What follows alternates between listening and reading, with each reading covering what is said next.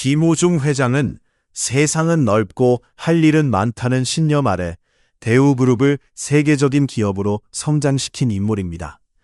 과거에는 셀러리맨 신화, 세계 시장을 무대로 한 선구자라는 찬사가 그를 수식했습니다.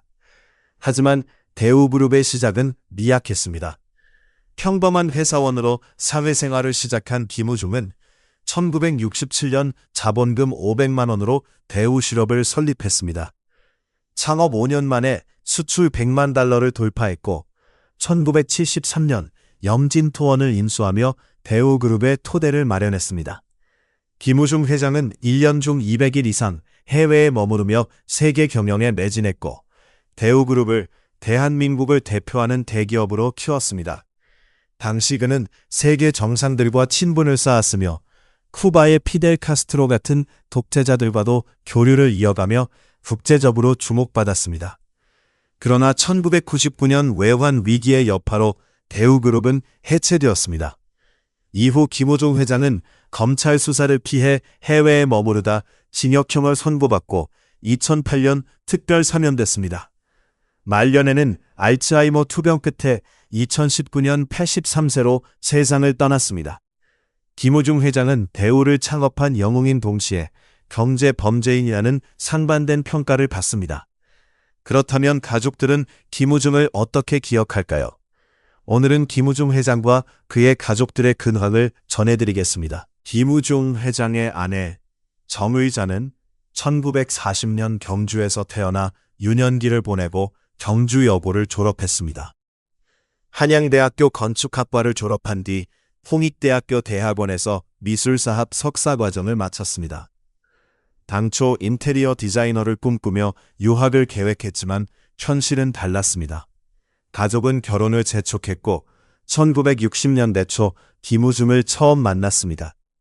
당시 정의자는 친구 아이의 100일 잔치에서 김우중과 인연을 맺었으나 처음에는 그의 제안을 거절했습니다. 키가 작고 안경을 쓴 김우중에 대해 편견도 있었고 결혼보다 공부를 더 하고 싶었기 때문입니다. 그러나 김우중은 포기하지 않고 다음 날 친구의 남편을 통해 재차 만남을 요청했습니다.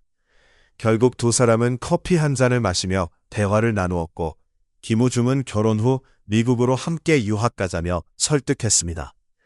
정의자는 결혼을 결심했고 1964년 결혼식을 올렸지만 유학 약속은 지켜지지 않았습니다. 결혼 후 정의자는 집안일과 아이 양육, 시부모 봉양 등으로 바빴습니다. 김우중은 한성실업에서 임원으로 승진하며 바쁜 나날을 보냈고 대부분의 시간을 회사 밖에서 보냈습니다. 그는 집에 사람이 오는 것을 꺼려했고 정의자는 두 아이를 키우면서 남편의 창업에 반대해 가출까지 감행했습니다.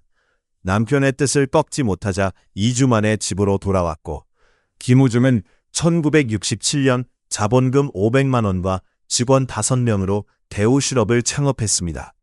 대우그룹의 시작이었습니다. 정의자는 직원들과 외국 바이어들을 집으로 초대해 음식을 대접하며 사업을 지원했습니다. 회사 초창기에는 직원들을 위해 직접 김치를 담그기도 했고 남편이 바쁠 때는 돈을 빌려주는 등 적극적으로 도왔습니다. 정의자는 1982년 서울 힐튼 호텔 경영을 맡으면서 본격적인 여성 CEO로 활동하기 시작했습니다. 결혼 후 3남 1녀를 낳고는 외부 활동을 자제했으나 남편의 사업 확장에 따라 자금 조달에 힘썼습니다.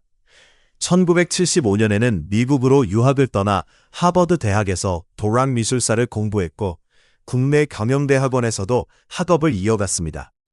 1980년 지성학원 이사장으로 취임하며 지역교육재단을 관리했고 1984년에는 남편의 권유로 서울 힐튼 호텔 회장에 취임했습니다. 당시 많은 이들은 그녀가 이름만 올린 것이라며 실권이 없을 거라 했지만 정의자는 이를 악물고 경영에 매진했습니다. 직원들에게 엄격하게 지도하며 타이거 정이라는 별명을 얻었고 협상에는 터프 마담이라 불리기도 했습니다. 정의자 회장은 호텔 개관 3년 만에 손익분기점을 넘기고 5년 만에 차관과 이자를 모두 상환하는 성과를 냈습니다. 이후 15년간 한국, 중국, 베트남 등에서 7개의 호텔을 직접 운영하며 호텔 업계에서 인정받았습니다. 그녀는 남편 김호중 회장의 아내이자 호텔 경영인으로서 세계 각국의 지도자들과 교류했습니다. 골프를 즐기며 친교를 넓혔는데 김우진이 골프를 하지 않았던 것과 달리 정의자는 골프를 통해 많은 인맥을 쌓았습니다. 도널드 트럼프 전 미국 대통령과도 골프 라운딩을 한 인연이 있으며 트럼프와 대우건설은 뉴욕 맨해튼의 트럼프 월드타워를 공동 건설하려 했습니다. 트럼프는 대우그룹의 주요 사업장을 방문했고 골프장에서 정의자가 대신 라운딩을 했습니다. 트럼프와의 골프 라운딩에서 그는 매너가 좋고 적절한 농담을 하는 미국 남자다운 모습을 보였으며 라운딩 후 정 회장은 트럼프 일행을 호텔 펜트하우스로 초대해 스테이크 식사를 대접했습니다. 트럼프는 호텔 사업과 인테리어에 대해 많은 질문을 던졌고 두 사람은 우호적인 관계를 이어갔습니다. 하지만 대우그룹은 결국 무너져 뉴욕 프로젝트에 참여하지 못했고 트럼프가 대통령에 당선된 후에도 정의자는 사진과 축전을 보내며 지속적인 교류를 희망했습니다. 그녀의 골프 친구들 중에는 삼성 창업주 이병철과 이명희 신세계 회장, 이인희 한솔 고문 등이 포함되어 있습니다. 정의자 회장은 북한 김일성과도 깊은 인연이 있습니다. 김우중이 북한을 여러 차례 방문해 김일성과 만난 사실은 알려졌지만 정의자도 동행한 일은 잘 알려지지 않았습니다. 김우중은 가족까지 초대받아 김일성과 교류했고 정의자는 솔직하고 직선적인 말투로 김일성과 돈독한 관계를 유지했습니다. 김일성은 고독을 느끼는 인물로 정의자는 그의 인간적인 면모에 연민을 느꼈다고 회고했습니다. 부부는 김일성에게 6개월은 남한, 6개월은 북한에서 살라는 제안을 받을 정도로 친밀했습니다. 다만 1994년 김일성 사망 후 더 이상 만날 수 없었습니다. 정의자가 태어난 장남 김선재 씨는 가족의 버팀목이자 다정한 아들이었습니다. 정의자가 집에 있으면 학교에서 곧장 달려올 정도로 다정했고 서울대 진학 후 미국 MIT로 유학을 떠났습니다. 동생 김선엽 씨도 미국에서 함께 공부했습니다. 1990년 뉴욕 출장 중 두 형제가 운전하던 중 사고가 발생해 조수석에 앉은 선재 씨가 사망했습니다. 에어백이 없던 조수석 탓에 사고로 목숨을 잃은 비극이었습니다.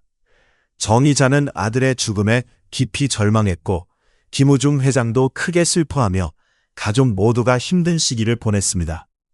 이후 두 동생은 형의 죽음 이후 반드시 조수석까지 에어백이 있는 차를 구매했다고 합니다. 정의자는 아들의 묘를 지키며 비닐 천막에서 잠을 자고 무덤 앞에서 식사하는 등 오랜 기간 애도했습니다. 1994년 아들이 떠난 지 6개월 만에 TV에 등장한 이병헌이란 배우가 선재 씨와 닮자 정의자는 그를 직접 만났습니다. 이병헌은 신인 시절 대우 광고 모델도 했고 정의자와의 인연이 깊어지면서 양아들 소문이 돌기도 했습니다. 가족들은 오해했으나 곧 풀렸고 이병헌과 정의자의 관계는 지속되었습니다. 정의자는 이병헌의 아내 이민정에 대해 칭찬하며 가사와 육아, 남편 내조를 잘하는 착한 사람이라 평가했습니다. 1994년 정의자가 준비한 경주선재미술관은 선재 씨의 이름을 따서 지어졌으며 개관식 날 김우중 회장은 아들을 그리워하며 울었다고 회상했습니다. 정의자 회장의 문화예술과의 인연은 1980년대로 거슬러 올라갑니다. 힐튼 호텔 취임 후 미술품 수집을 시작했고 호텔 로비에 작품을 전시하며 예술가들을 지원했습니다. 초기에는 예술가들의 반발도 있었지만 시간이 지나면서 고급 호텔에서 미술품 전시는 자연스러운 문화가 되었습니다. 정 회장은 경주의 현대미술과 고대 역사를 잇는 미술관을 설립해 지역 문화 발전에 기여했습니다. 국내 현대미술계에서는 삼성가 홍라희와 함께 큰 손으로 꼽혔으며 1998년 서울 아트선재센터 개관식에는 당시 대통령 영부인을 초청해 주목받았습니다. 1999년 대우그룹의 몰락은 재계에 큰 충격이었습니다. 정 이자는 대우 해체를 예상하지 못했다고 말하며 호텔과 미술관 경영에 집중해 그룹 전체 상황을 몰랐다고 털어놓았습니다. 남편의 신사업 추진에 불안감은 있었지만 대우가 섬유산업에서 일어선 만큼 섬유사업에 집중하길 원했으나 김우중은 듣지 않았습니다. 그룹 해체 후 분식회계 혐의 등 수많은 소송과 재판이 가족을 강타했고 부부는 해외를 떠돌며 건강을 잃었습니다. 힐튼 호텔, 경주선제미술관, 방배동 자택, 안산 농장 등 가족 재산 대부분은 채권단에 넘어갔습니다. 정 이자는 아들의 묘를 화장하며 슬픔을 달랬고 남은 자녀들의 힘으로 어려움을 견뎠다고 회고했습니다. 아들 김선엽 씨는 보스턴 대학교를 졸업하고 경기도 포천 아도니스 골프장 대표를 지냈습니다. 아도니스 골프장은 가족 지분이 많았으나 경영 악화로 소유권 변동과 회생 절차를 겪었습니다. 삼남 김선용 씨는 하버드와 MIT를 졸업하고 영어 투자회사 벤티지 홀딩스에 몸담았으며 영화 배급 사업에도 진출해 국내 영화계 성장에 기여했습니다. 정 이자 회장 역시 1996년 부산국제영화제 선제상 제정 등 오랜 기간 영화계를 후원해왔습니다. 장녀 김선점 씨는 광주 비엔날레 대표 이사를 역임하며 국내외 미술계에서 인정받는 인물입니다. 정 이자는 어린 시절부터 손을 잡고 미술관을 다니며 미술 교육에 힘쓴 딸의 성장 배경을 자랑스럽게 여겼습니다. 김우중 회장 사후, 정 이자 회장은 서울 방배동 자택에서 홀로 지내고 있습니다. 자녀들이 일주일에 2번씩 순번을 정해 어머니를 돌보고 있으며 2024년 9월에는 대우 가족 골프 대회에 참석해 김우중 회장의 유산을 기리는 자리에서 감사의 뜻을 전했습니다. 대우그룹은 사라졌지만 그 정신과 결속은 여전히 살아있다는 메시지를 전하며 배우인들의 끈끈한 유대감을 강조했습니다. 김우중 회장은 병원에서 마지막 시기에도 사업에 대한 열정을 잃지 않았다고 합니다. 정 이자는 죽기 전 1년간 병원에 있을 때가 가장 오래 함께한 시간이었다며 사업에 대한 본성은 쇠약해도 살아있었다고 회상했습니다. 김우중 회장과 정 이자 회장의 결혼 생활은 55년이었지만 함께한 시간은 20년에 불과했다고 합니다.